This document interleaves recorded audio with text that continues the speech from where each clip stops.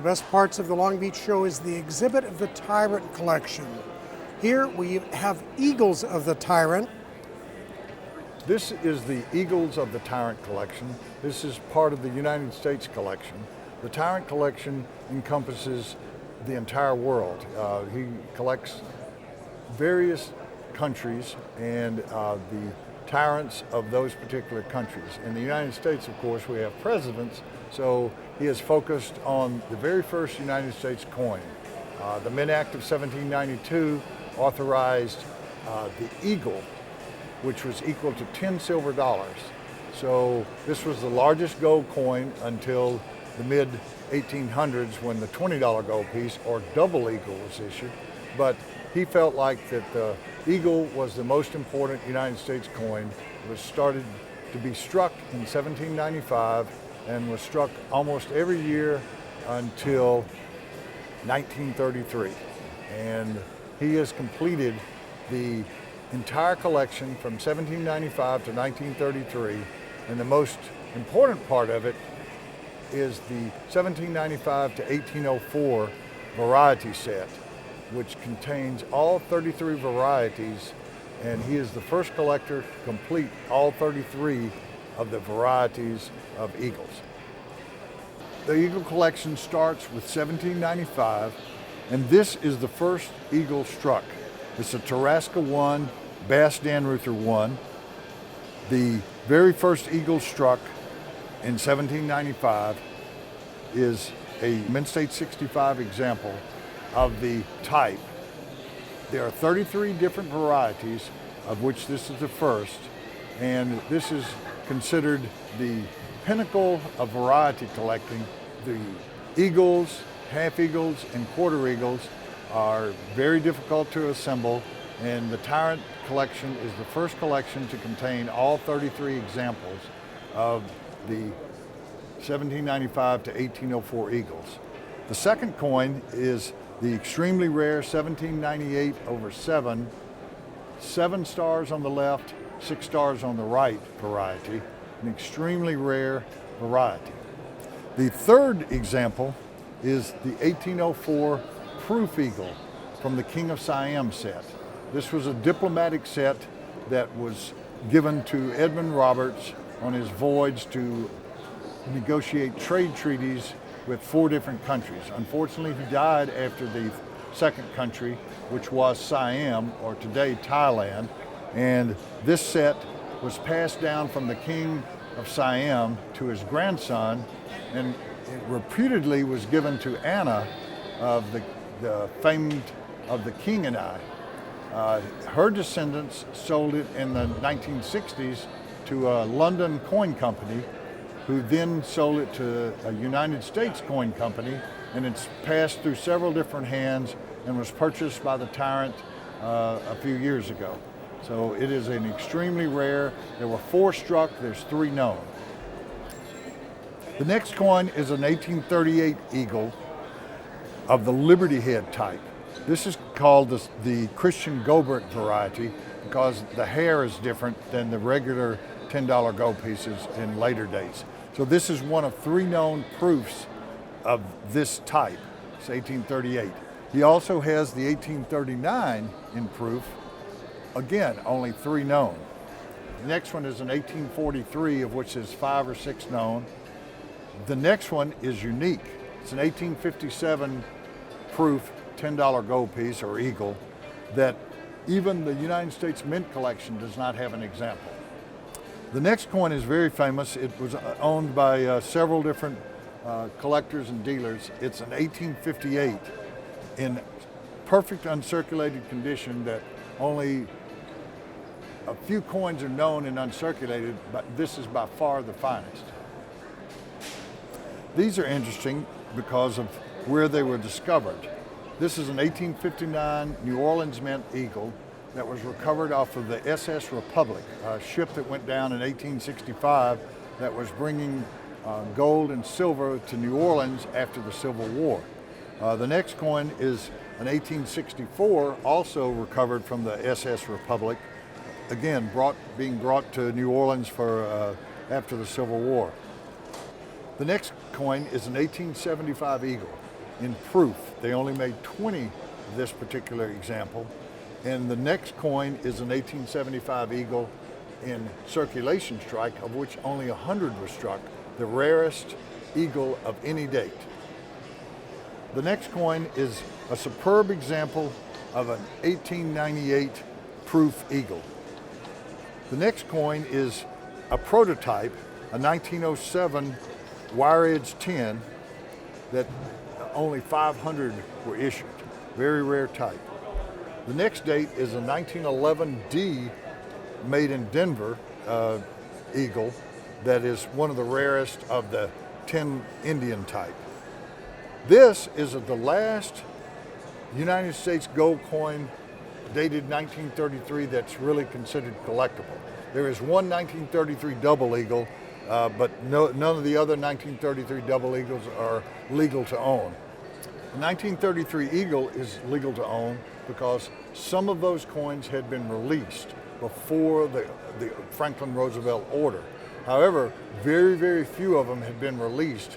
A few collectors had ordered them, so that's why we have some 1933 eagles. Even though it's a very, very rare date, there are legal to own and there are enough of them to be collectible.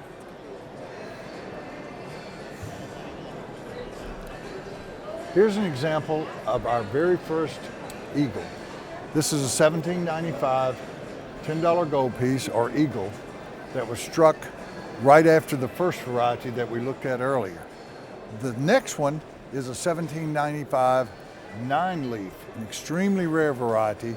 Ordinarily there are 11 leaves on the branch that the eagle is perched upon. This one only had 9 leaves. It's a very desirable coin because of the variety. It's a red book variety.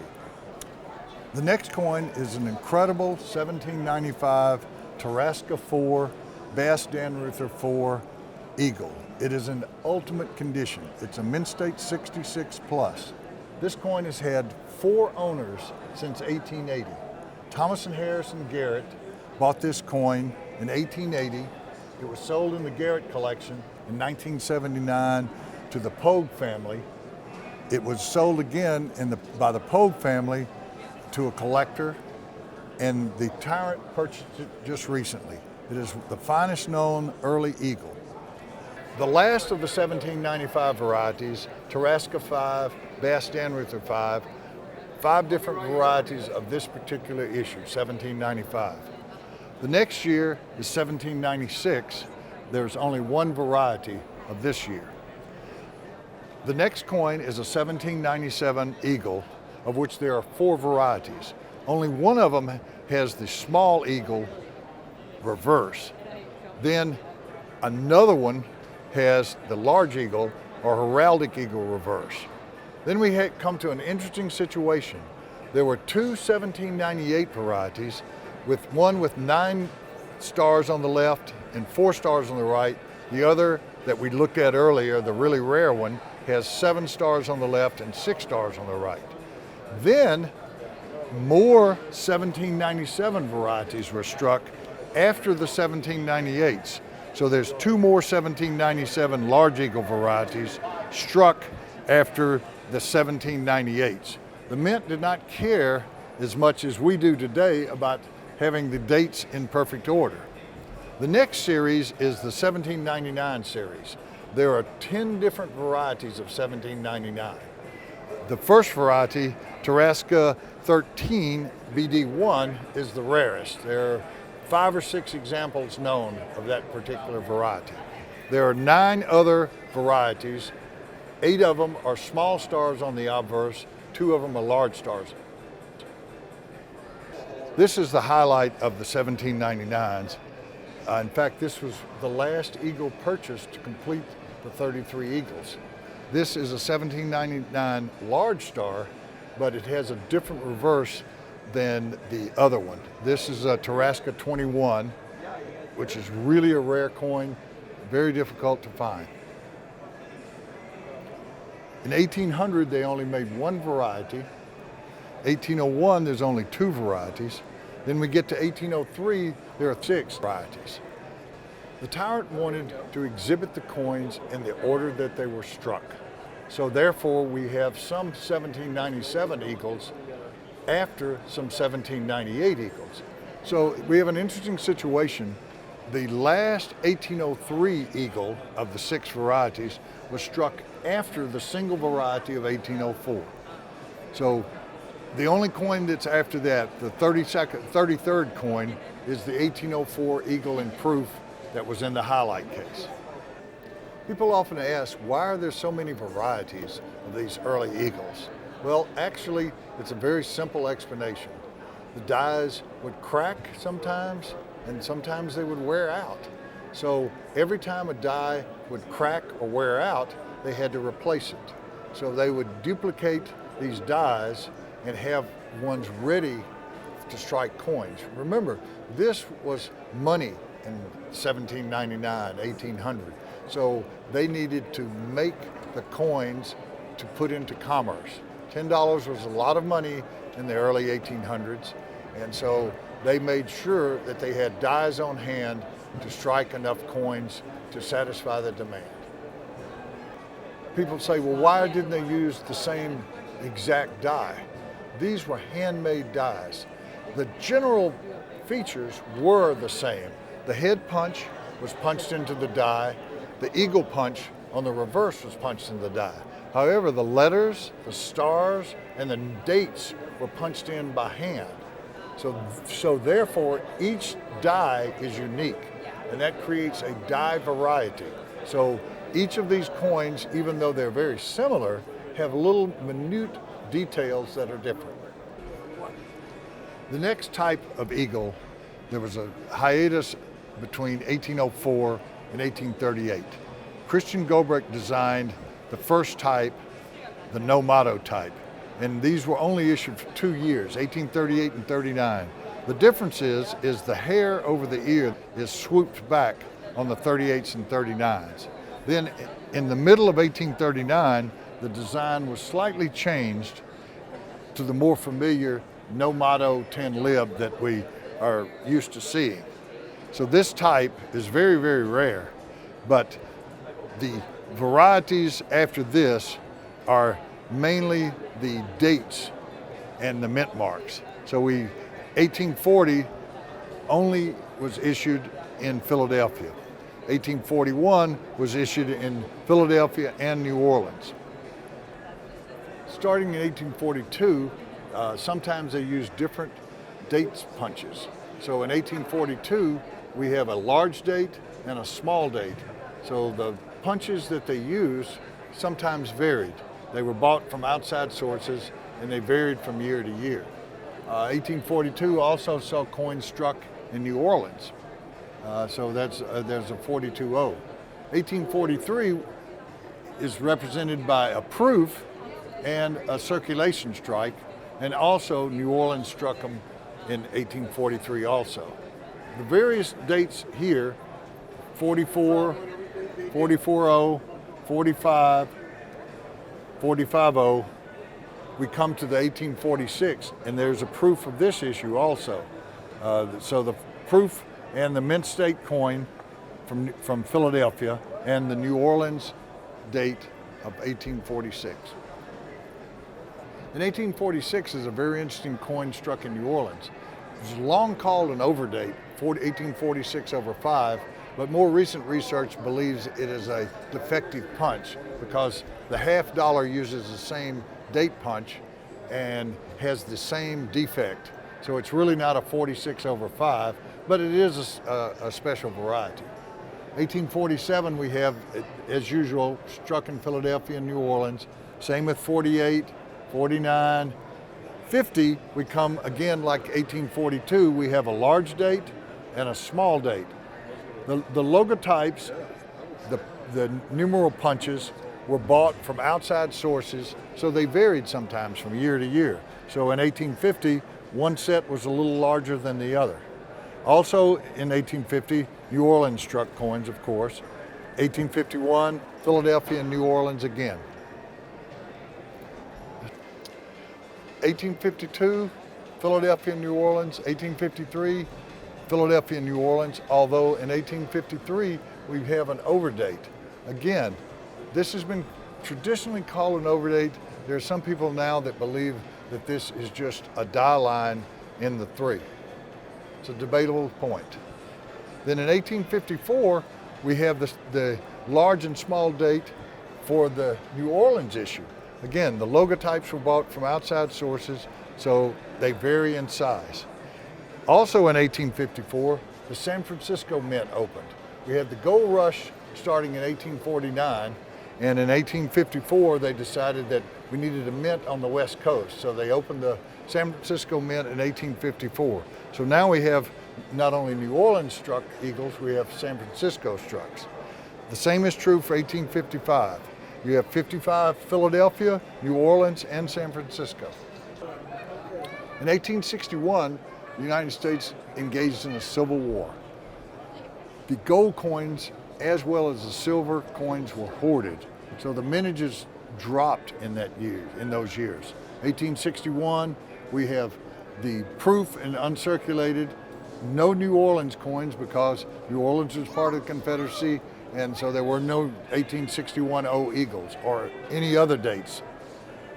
1862, we have a proof and an uncirculated and a 62S. Same with 63, there's a proof, an uncirculated coin, and an S mint. 1864, we again have a proof, a circulation strike, and the 64S. 1865, the same thing, a proof, a circulation strike, and a 65S. Also in 1865 in San Francisco, the date punch was punched in upside down first. So the 186 is inverted underneath the normal date. 1866, we saw the addition of In God We Trust above the eagle on the reverse. This was a letter writing campaign from several different people who convinced the United States government that we should put a motto to help heal the wounds of the Civil War. So that's why we have In God We Trust over the eagle on the reverse. In 1870, a new mint was opened in Carson City, Nevada. Gold and silver were discovered in Nevada, so we have an 1870 from Philadelphia, an 1870 from Carson City, and an 1870 from San Francisco. They continued to strike in Carson City until 1893. 1873 is one of the rarities. There were 25 proof strucks, which is obviously a very rare coin, but only 800 circulation strikes were struck. Very, very rare date to find, and this is one of the finest known. Even though it's not uncirculated, it's a very near uncirculated coin.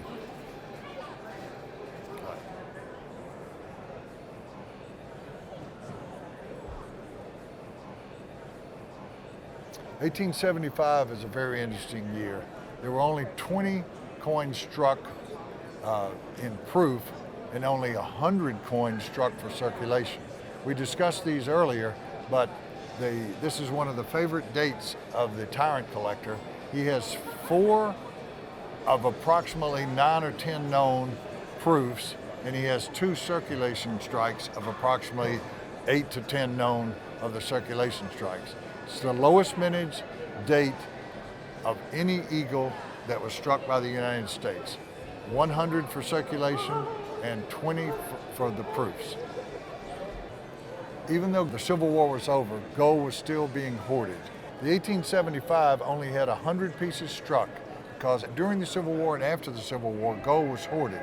Also, paper money did not reach par with gold until 1878, when the mintages start to increase. But until that point in time, there was very little demand because paper money was still in circulation, but it traded at a discount to the price of gold. New Orleans Mint closed in 1861 because of the Civil War, but it was reopened in 1879.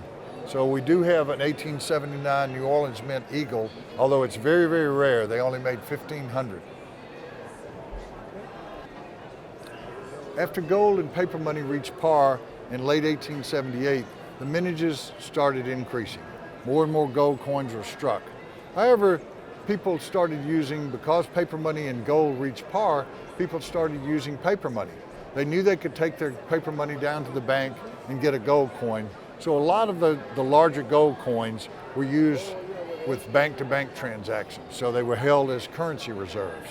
So some of these dates, even though they have higher mintages, are still very rare in uncirculated condition, especially in the higher grades.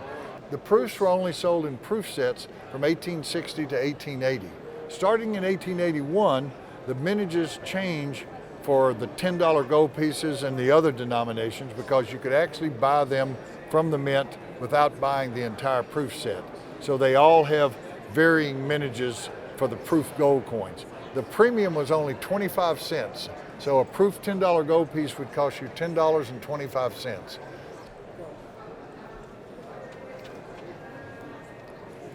In 1893, the gold rush in Nevada was basically over, and there was not enough gold for them to coin. So in 1893, the Carson City Mint closed. So this is the last eagle struck in Carson City. There were no more coins struck in Carson City after 1893. So the New Orleans Mint remained open till 1909. However, the last eagle struck there was in 1906. So we have a 1906 eagle, but no more eagles were struck there after 1906. This is an incredibly important eagle. This is the start of the Indian head type. This particular coin has a plain edge. There were only 2 of these struck. Augustus St. Gaudens is the designer of this, commissioned by Teddy Roosevelt to improve our coinage. This is likely the only coin that was designed by St. Gaudens that he actually saw, because he died of cancer in August of 1907. There were 2 of these struck. One of these went to Theodore Roosevelt, the president, and the other one went to St. Gaudens. So this is the only one known. We're not sure what happened to the other one, but here is the only example of an Indian head eagle with a plain edge. The segmented collar, which produced the E pluribus unum and the stars around the edge, had not been created when this coin was struck. To produce the 10 Indian, they went through several different minor design changes. The basic design is the same, but there were minor differences in the finish and the types of them. So this is the first one, the rolled edge, of which they made thousands of, but they melted most of them. So it was a production run, and only 42 of them were preserved. Then these are very interesting. These are both unique proofs, the only 2 known for 1907. This is a satin proof 1907. This is a matte proof 1907. Both of these are unique. The design for the $10 Indian was finalized in 1907, and this is considered the regular issue. This is called the no periods variety because there were no periods before and after E pluribus unum. So this is the design that was adopted. So for 2 years, these were issued without "In God We Trust." President Theodore Roosevelt felt that it was blasphemous to have the word God on our coinage. However, Congress disagreed with him. Congress decided that we should have that on our coinage. So in 1908, in the middle of 1908, "In God We Trust" was added to the reverse. And this is called the with motto type. So this type is called the no motto type. So this type from 1908 till the series ended in 1933 contained "In God We Trust." In 1908 and 1909, the Mint experimented with finishes on the proof coins. They had what's called the matte finish, which they took the coin and placed it under a fine stream of sand and sandblasted the surfaces. This particular 1909 is unique. It's the only known matte proof from that year. They also had them in what they call Roman or satin finish, where they struck them with a real sheen to the surface. In 1910, the finish on the proofs was still the Roman or satin finish. At the 1910 ANA, they had a vote among the dealers and collectors that attended 1910 ANA to decide which finish that was the most popular. And the matte finish actually won. Even though today probably the Roman finish is a little more popular among collectors, the matte finish was reintroduced in 1911. So you have 1911 matte finish through the end of the series. Interestingly, there are variations in the colors because each year they would hold the coins under the stream of sand, and depending on the intensity of the sand and the grain size, you would determine whether the coins have this dark mustard look, or some of them have a little bit lighter orange look, and others are really, really dark green. Now there's two interesting dates here that are hoard dates. 1909 San Francisco and 1911 S San Francisco. I spoke with a dealer yesterday that handled both of these hoards. And interestingly, they both came from the Philippines. One came from the Philippines to Argentina, the 1909 S's, and then were transported to England and bought there. The other ones, 1911 S's, were transported from the Philippines to Spain and then to Switzerland and were bought in Switzerland. As a young dealer in the 1970s and 80s, I handled a large portion of both of these hoards. I bought probably 25 of the 1909 S's and 25 or 30 of the 1911 S's. Prior to that time, these were extremely rare dates. You would never see them in gem uncirculated condition or even as low as choice uncirculated. But these hoards made these coins much more available, and the collectors were able to buy excellent examples of them. The last two eagles struck in San Francisco were in 1920, an extremely rare date. This is one of the finest knowns. They generally are very weakly struck. This one is very well struck. The hair curls and the eagle feathers are excellent. The last eagle struck in San Francisco was in 1930. In 1930, they was very, very rare in any condition. This is one of the finest known. This is a Mint State 66 1930 S Eagle. And then the series ended with two years, 1932 from Philadelphia, and the one we saw earlier, the 1933, which is the only 1933 dated gold coin you can buy, because the eagles were actually issued for circulation. So one question people ask is, why do there so few eagles struck after 1920? So you have the 1920S, the 1926, the 1930S, the 1932, and the 1933. Demand for gold, other than for banks, was very, very limited. Paper money had taken over in commerce because it was so much more convenient to carry around $4, $5, $10 bills than $4, $5, $10 gold pieces. So that is why that you saw a decreased demand for the production of gold coins. The Tyrant Collection is the most complete collection of eagles ever assembled.